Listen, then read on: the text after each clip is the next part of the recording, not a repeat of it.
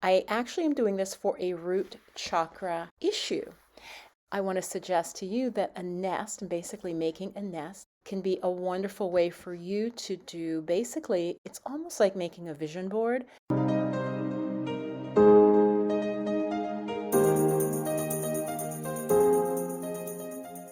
Hey, namaste, beautiful goddesses. I wanted to share with you, this would actually be part of my series on the root chakra. And in that 20 ways to activate, unblock, and heal the root chakra and work with that energy, I mentioned path working, which is the idea of working with visual images, usually from tarot.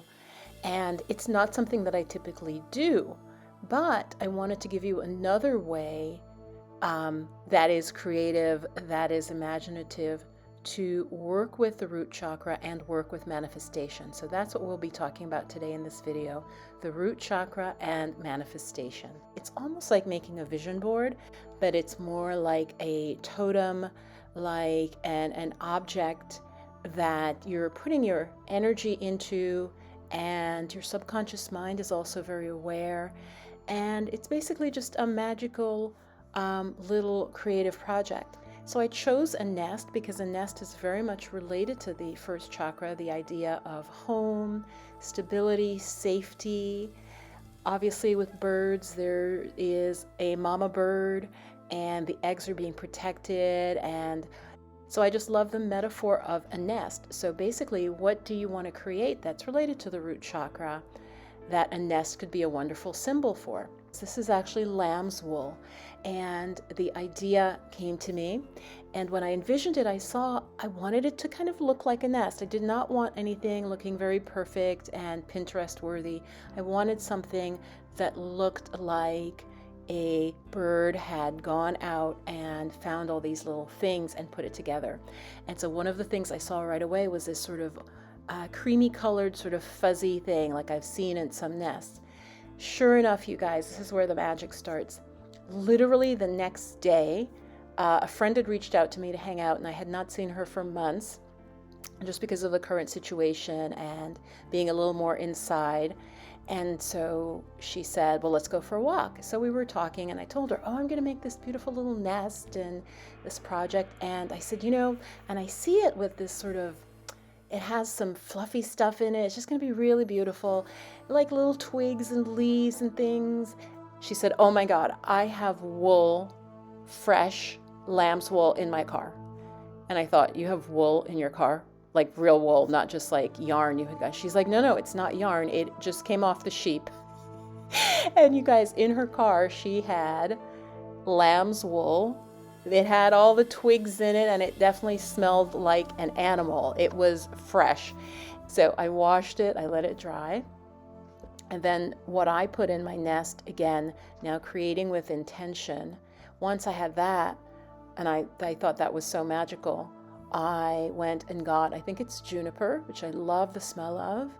I didn't spend time researching, but I know that juniper has some very positive associations with it, and I do really love the smell of juniper. And I also collected other things. You can see as I just show you the stages here. And again, take these as ideas. I happen to have lavender, and I took, of course, the calming, relaxing aspect of lavender. I like the evergreen aspect of juniper. I like that I think it has a lot to do with like strength, and all the evergreens are linked with that, their scent and so on. And then I just happened to have dried flowers, which I typically don't even like. I had picked some flowers fresh at late summer, and then the water had evaporated and they just dried beautifully, these little yellow fuzzy flowers. And so all of that I had on hand was woven together. And so while I was making the nest, I had my intention in mind of what I am creating. And as I said, it is related to a root chakra issue. So you could do something like this for things like abundance, for stronger family relationships, for a comfortable home, anything that you can relate to that root chakra. Keep your intention in mind as you're making it. I also happened to set aside a beautiful leaf because I was going to draw the leaf. And I love the orange, the colors on it was beautiful, and it just seemed like it would also make a beautiful base. And then, interestingly enough, I also wove in some birch from a very old art project that was from a time when I was basically homeless. And I thought long and hard about putting that in, but what I wove in was that this was a time that made me very strong. So if you want to make something, pull something that is a symbol to you of your strength and your tenacity and your ability to withstand and to be resilient. So I put a little bit of birch, and I also love birch. And all of that is woven in here. And then on the same old art piece that I had made from that time, that was a very dark time, it was a collage, and I had these beautiful blue bird's eggs that you see here, an image I had cut from a calendar. And I thought, how perfect is that? I ripped that off the old collage and put it in the base of this nest, this metaphorical, magical nest for my manifestation. And so that just fit perfectly there. And the final piece that I would give as a suggestion is, I happen to have a totem animal that I love. And so I had mentioned that to a friend, and about a month before making this nest, she sent me a beautiful little figurine of this animal, and it's a bird. And so the final piece that I'm not showing here is I placed that beautiful, it was like painted glass, beautiful blown glass, and I placed that in the nest and sort of just sealed my intention. And so that's something I invite you to do. Like, if you are wanting to build your own physical strength or health, perhaps you relate to a tiger. A tiger is a very strong animal, protects its boundaries, that type of thing. So think of, is there an image or a figurine that would embody what you're trying to do, what you're creating with this? And then that was pretty much it. You can think of ways that you could enliven this and call on divinity, angels, ancestors.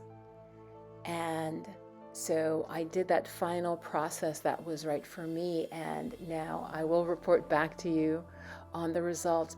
And one very important piece is, that I almost forgot, is to write what it is you desire, and very clearly, succinctly, and fold that up and place that in the nest. So you've also have a written scripting of what it is you desire. And my scripting video will pop up at the end if you want to know more about that process.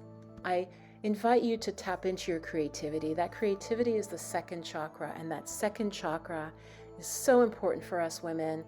As you know, it has to do with sexuality, also a lot with our emotions and our creativity and expressing joy and fun and play. So I just wanted to share this with you. I know it's a very different type of video than usual, but I thought it might inspire the creative play aspect, especially if, like me, you're in a part of the country where we're going into winter and it's getting darker, and there's really time to do more inner work. And lastly, I want to mention that the chakra course is still enrolling as I am filming this. There will be a link below if you're interested at all, if you have any questions, ways to contact me about that course on chakras for challenging times. And it will be an ongoing course, but this is the very first run, and I would love to have you in it if it interests you. Mwah. Stay blissed and blessed. Bye-bye.